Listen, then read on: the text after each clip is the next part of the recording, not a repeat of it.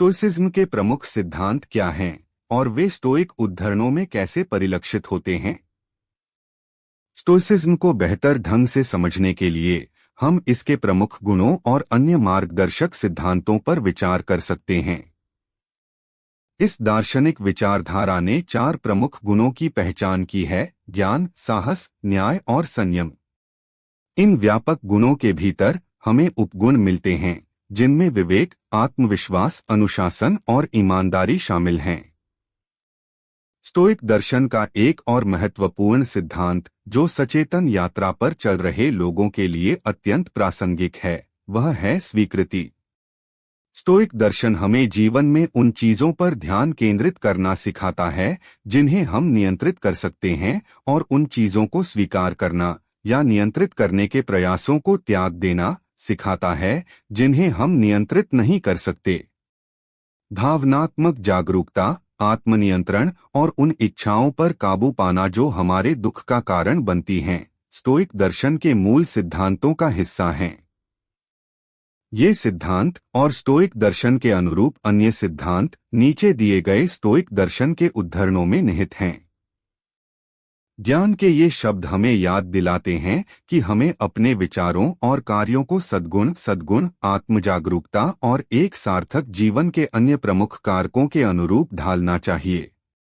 रोजमर्रा की जिंदगी के लिए स्टोइसिज्म के 100 उद्धरण आपके साथ क्या होता है यह मायने नहीं रखता, बल्कि आप उस पर कैसे प्रतिक्रिया करते हैं यह मायने रखता है। जीवन का एकमात्र सार्थक लक्ष्य स्वतंत्रता है। इसे उन चीजों की उपेक्षा करके प्राप्त किया जा सकता है जो हमारे नियंत्रण से परे हैं। मैं मौत से तो नहीं बच सकता, लेकिन कम से कम मैं मौत के डर से तो बच सकता हूं। जो व्यक्ति खुद पर हंसता है उसके पास हंसने के लिए चीजों की कभी कमी नहीं होती। अपनी विचारधारा को समझाने की कोशिश मत करो, उसे अपने जीवन में उतारो। पहले यह जानो कि तुम कौन हो और फिर उसी के अनुसार खुद को सजाओ। किसी जहाज को एक ही लंगर पर नहीं टिकना चाहिए, न ही जीवन को एक ही आशा पर। सबसे महत्वपूर्ण बात यह है कि केवल उन्हीं लोगों की संगति में रहें जो आपको प्रेरित करते हैं। पहले अपने आप से कहो कि तुम क्या बनना चाहते हो और फिर वह करो जो तुम्हें करना है। खुशी पाने का केवल एक ही रास्ता और वह यह है कि उन चीजों के बारे में चिंता करना छोड़ दें जो हमारी शक्ति या इच्छा शक्ति से परे हैं। धन का अर्थ बहुत सारी संपत्ति होना नहीं, बल्कि कम जरूरतों का होना है। हर चीज को अपनी इच्छा के अनुसार घटित होने की उम्मीद मत करो, बल्कि यह कामना करो कि हर चीज वैसे ही घटित हो जैसे वह वास्तव में होनी है। तभी तुम्हारा जीवन सुचारू रूप से चलेगा। आप वही बन जाते हैं जिस पर आप अपना ध्यान केंद्रित करते हैं। बुद्धिमानों का स्वभाव सुखों का विरोध करना होता है, परंतु मूर्खों का स्वभाव उनका दास बनना होता है।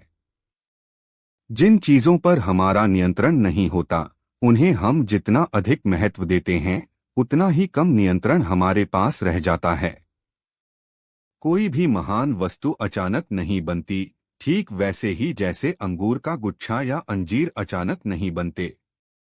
मुश्किलें ही इंसान के चरित्र को दर्शाती हैं। प्रकृति ने मनुष्य को एक जीभ और 2 कान दिए हैं ताकि हम दूसरों से उतना सुन सकें जितना हम बोलते हैं, उससे दुगुना अधिक। मनुष्य वस्तुओं से नहीं, बल्कि वस्तुओं के प्रति अपने दृष्टिकोण से विचलित होते हैं। जब कोई व्यक्ति जीवन में सही मायने में स्थिर हो जाता है तो उसे दूसरों से स्वीकृति प्राप्त करने की आवश्यकता नहीं होनी चाहिए। आप जिस तरह का व्यक्ति बनना चाहते हैं उस पर दृढ़ रहें और अकेले हों या दूसरों के साथ उसी पर कायम रहें। जब आप किसी व्यक्ति की गलती से आहत हों तो स्वयं की ओर मुड़े और अपनी कमियों का अध्ययन करें। तब आप अपना क्रोध भूल जाएंगे। यह मत चाहो कि जो कुछ घटित हो वह तुम्हारी इच्छा के अनुसार हो, बल्कि जो कुछ घटित हो उसे वैसे ही स्वीकार करो जैसे वह है, और तुम्हें जीवन का एक शांत प्रवाह प्राप्त होगा। भगवान के लिए छोटी छोटी चीजों में अभ्यास करो और फिर वहीं से बड़ी चीजों की ओर बढ़ो। कोई भी व्यक्ति जो आपको क्रोधित करने में सक्षम है, वह आपका स्वामी बन जाता है।